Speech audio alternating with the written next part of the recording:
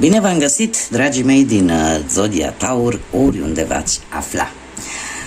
Tuturor bine ați venit pe canalul meu, Tarot Flor de Loto. Eu sunt gazda voastră, numele meu este Nina și mă bucur tare mult să vă am alături la fiecare lectură.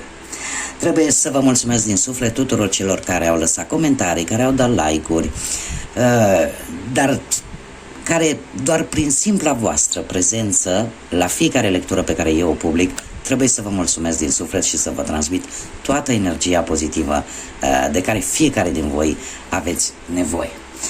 Azi voi face lectura pentru luna septembrie, iată ne ajungi și la luna septembrie, prima lună de toamnă, așa că dacă aveți soare, lună, Venus sau ascendentul în zodia Taur, atunci această lectură este de asemenea și pentru voi. Așa că, dragilor, cum v-am obișnuit, vom scoate 4 cărți, câte o carte pentru fiecare săptămână a lunii septembrie. Și haideți să vedem. Pentru prima săptămână. Uite, a venit și pentru a doua. S-au agățat, înseamnă că au legătură între ele, probabil. Așa, haideți să mai scoatem pentru a treia săptămână. Și pentru a patra săptămână.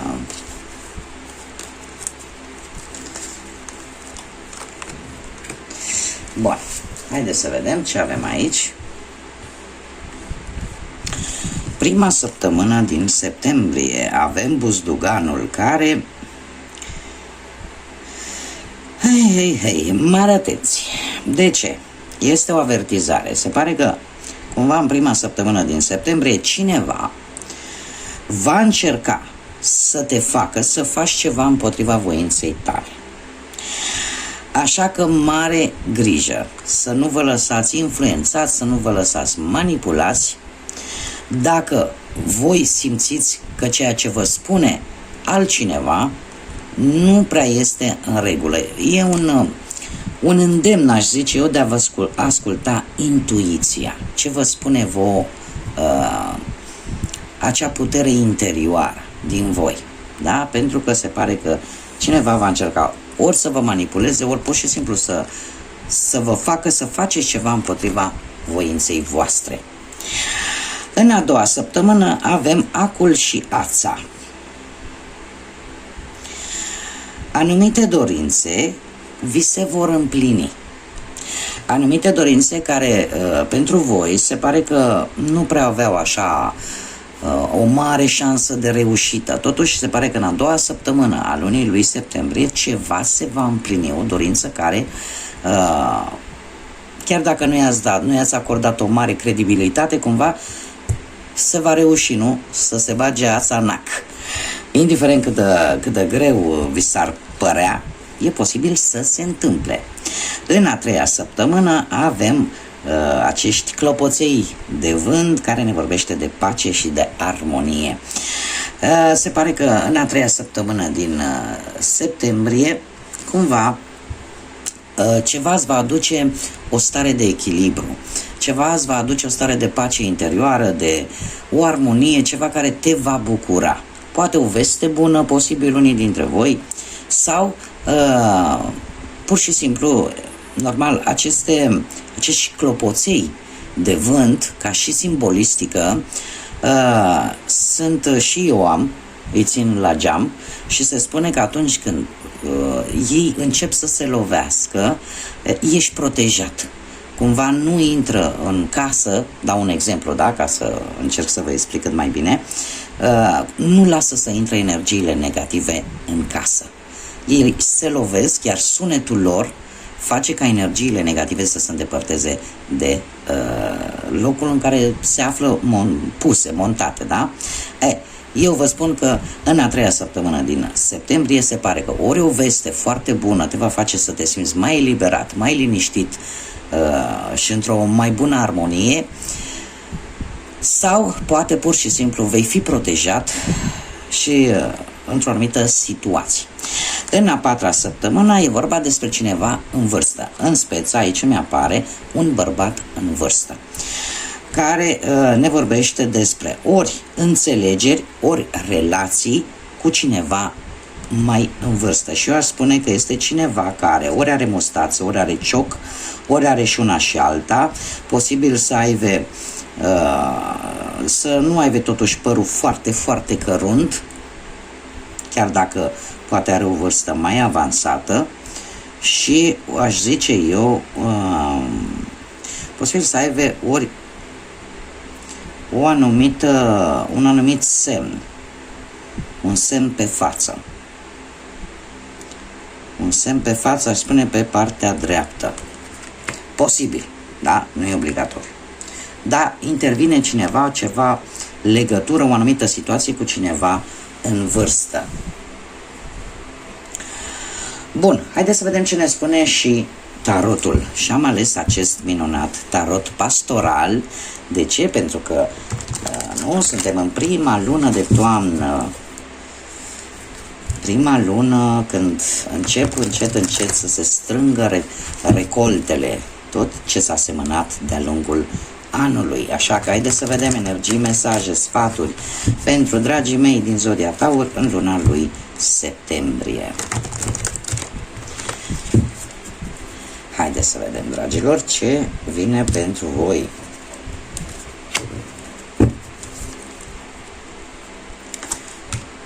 Și avem un 2 de bâte.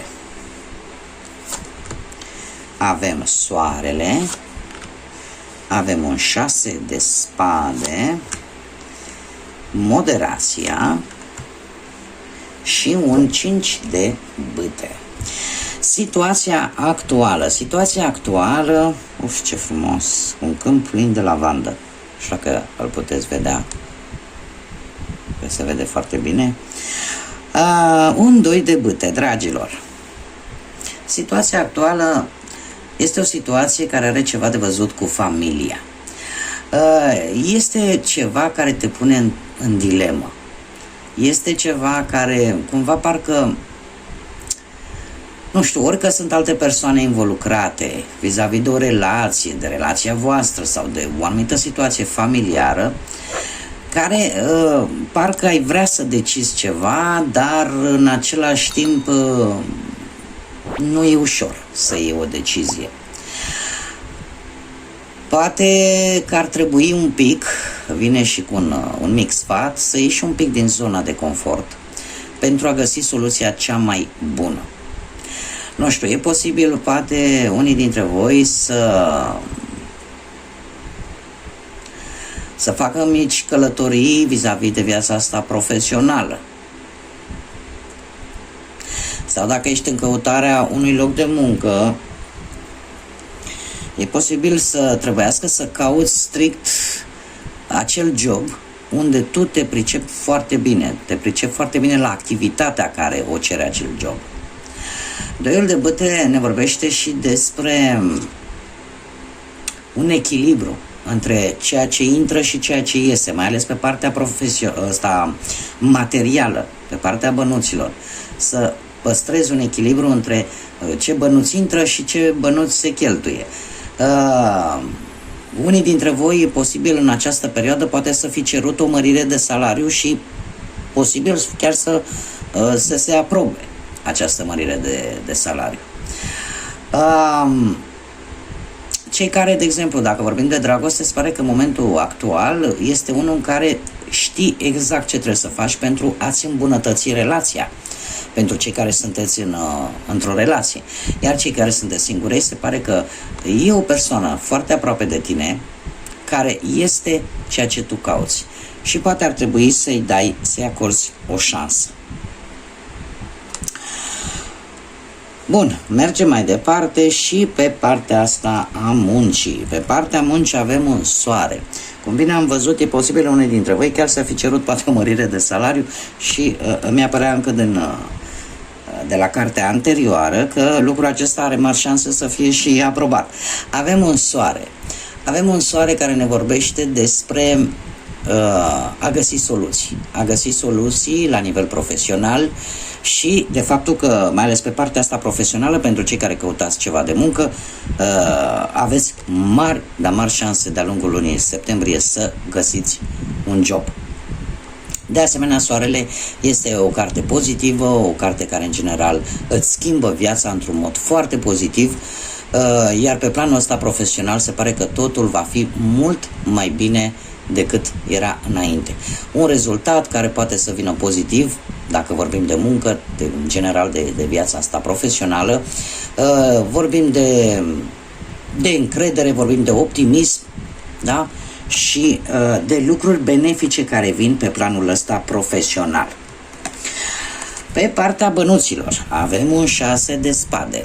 Un 6 de spade care ne vorbește despre rezultate. Suntem, cum am mai spus, în prima lună de toamnă și dacă ai luptat foarte mult pentru o situație relaționată cu banii, cumva lucrurile vor merge bine. Dacă totuși aveai nevoie de ceva, bănuți, dar totuși nu ai depus foarte mult efort în a obține, poate că ar trebui să încerci cumva în altă parte ceva nou, să nu rămâi cu ce a fost până în prezent. Mai precis, cum este vorba despre bani, acest 6 de spade îmi vorbește de schimbări, dar schimbări care cer timp să te acomodezi și în același timp îți cer să judeci cât mai rațional și cât mai logic. Da?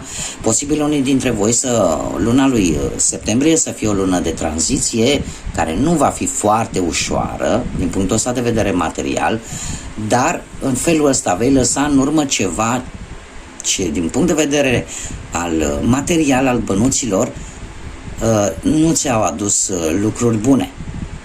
Da? Așa că lucrurile merg către bine, apar schimbări, dar în același timp apare și ți se cere oarecum timp să te acomodezi. Este o lună, aș spune, de tranziție, luna lui septembrie, pentru unii dintre voi, desigur, care se vor regăsi cu această lectură. Din punctul ăsta de vedere al bănuților, lucrurile se mișcă, dar poate că trebuie să lași în urmă ceva pentru unii dintre voi, care poate tot au așteptat o schimbare din punctul ăsta de vedere material, dar nu v-ați luptat foarte mult pentru ceva, pentru acest ceva material. E posibil lucrurile să mai tergiverseze, dar cei care până acum au dus o luptă continuă pentru a rezolva o anumită problemă din punct de vedere material, lucrurile se vor schimba. Da? Și singurul lucru care ți se cere este să te acomodezi. Să te acomodezi și să vezi, să judeci un pic rațional, logic, fără să mai lași ca inima să fie implicată din punctul ăsta de vedere material. Pe partea dragostei avem moderația. Avem moderația cu semnul Săgetătorului și aș zice că în relație unii dintre voi vă sprijiniți practic unul pe celălalt. Iar în general, atât pentru cei care sunteți într-o pereche, cât și pentru cei care sunteți singurei, apare acea nevoie pentru cei care sunteți în relație, acea nevoie de a sta mai mult timp împreună. Iar pentru cei singuri apare acea necesitate destul de acută de a fi lângă cineva, de a avea pe cineva lângă voi. Și este foarte interesant dacă vă uitați că se văd aceste păsări călătoare, da? Și știm că deja în multe țări începe perioada migrării, da? Bun, care ar fi sfatul cărților sau ce ar trebui să știți în plus? Și avem un 5 de bâte, dragilor. Mare grijă în această lună la anumite conflicte. 5-ul de bâte este cartea conflictului și e posibil să apară schimbări mari după un conflict. E posibil ca fiecare să creadă că are dreptate, cumva fiecare încearcă să-și urmeze propriul interes, iar eu aș mai spune un lucru, pentru cei care locuiți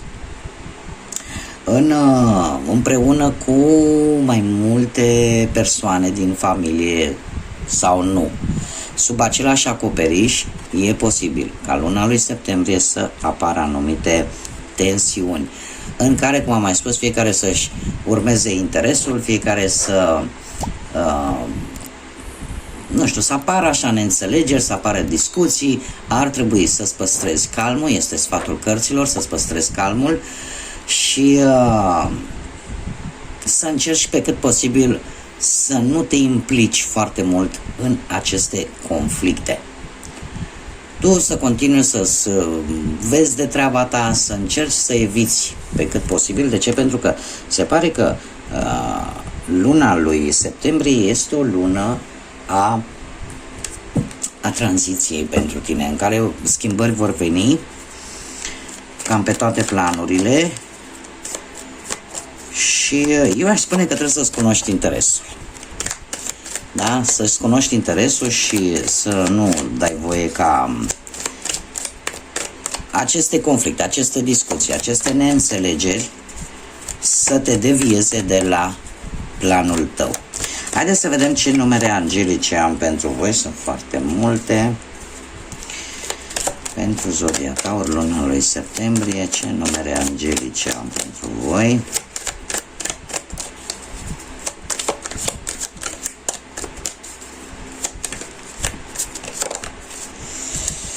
Și avem 88 și 8. Ce îmi spuneți de asta, dragilor? Deci, ca să ne lămurim, 8 poate să fie data de 8 septembrie, poate să fie de asemenea data de 16 septembrie sau poate aceste mesaje vin strict, nu neapărat strict, în mod special pentru persoane născute într-o zi de 8 sau într-o zi de 16. Totuși, ce vreau eu să vă spun, pentru că a ieșit, s-a repetat de 3 ori cifra 8. 8 este și anul vibrației, anul în care ne aflăm. Anul 2024 este un an cu vibrație 8, care ne vorbește foarte mult de reușite, ne vorbește despre putere, despre abundență, dar în același timp ne vorbește despre karmă. Suntem într-un an karmic, într-un an în care cumva se pune o ordine, apare așa o ordine cosmică, ne vorbește foarte mult despre destin și de o schimbare foarte importantă. Da? Haideți să vedem ce mesaj ne transmit îngerii prin intermediul acestor cifre și avem așa, se pare că ești în acest moment, în această lună, vei fi la începutul unei vieți spirituale prospere și abundente. Vei găsi foarte multe oportunități de reușită și de a-ți îndeplini anumite planuri, anumite proiecte. Toate acestea îți vor aduce abundență financiară și materială în viața ta. Sunt împuternicit, sunt împuternicită. Da? Iar al doilea mesaj este talentul tău pentru a stabili și a atinge anumite planuri este ca niciodată mai bun. Ești autosuficient și ești capabilă să reușești în toate ambițiile pe care tu le ai. 8 reprezintă circuitul infinit al creației. Sunt o persoană care reușește în viață. Așa că, dragilor, cum am mai spus, în afară de atenționarea cu aceste conflicte, eu aș spune că trebuie să aveți, cum bine am văzut, da? Aveți grijă, nu vă lăsați manipulați, nu vă lăsați angrenați în conflicte care nu vor face altceva decât să vă destabilizeze și poate să vă abată de la drumul pe care voi sau de la planul pe care voi îl aveți în cap. Haideți să vedem ce spirit animal vă însoțește de-a lungul lunii septembrie, dragilor din Taur. Ce spirit animal însoțește Zodia Taur în luna lui septembrie?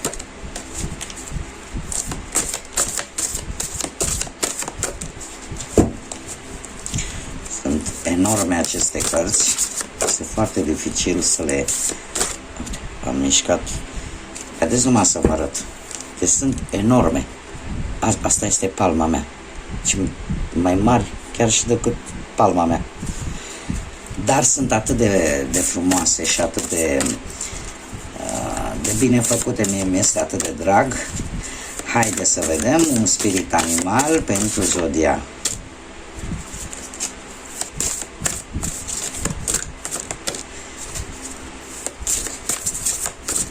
Opa. Și avem leopardul zăpezii care despre ce ne vorbește. Se pare că în această lună septembrie ești foarte puternic, ai un simț puternic de independență și de multe ori vei avea momente în care vei fi foarte solitară, vei avea momente în care vei simți nevoia de a sta un pic singur. Integritatea este foarte importantă pentru tine și foarte interesant. Cumva te vei face, aparent, vei fi invizibil.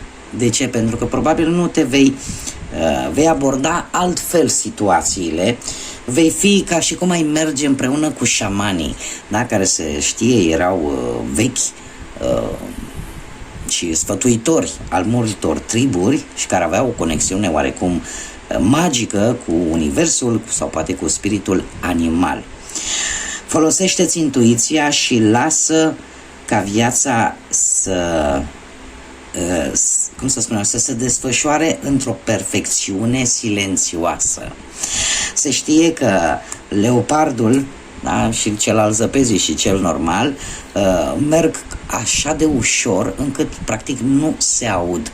Este un îndemn și te va însoți acest spirit al leopardului zăpezii de-a lungul lunii septembrie, în așa fel încât tu, exact cum am mai spus, să-ți cunoști propriul tău interes, să știi exact ce vrei și de multe ori să folosești în primul rând să te folosești de intuiție și să faci lucrurile în liniște, fără să atragi atenția și în felul ăsta să-ți atingi scopul.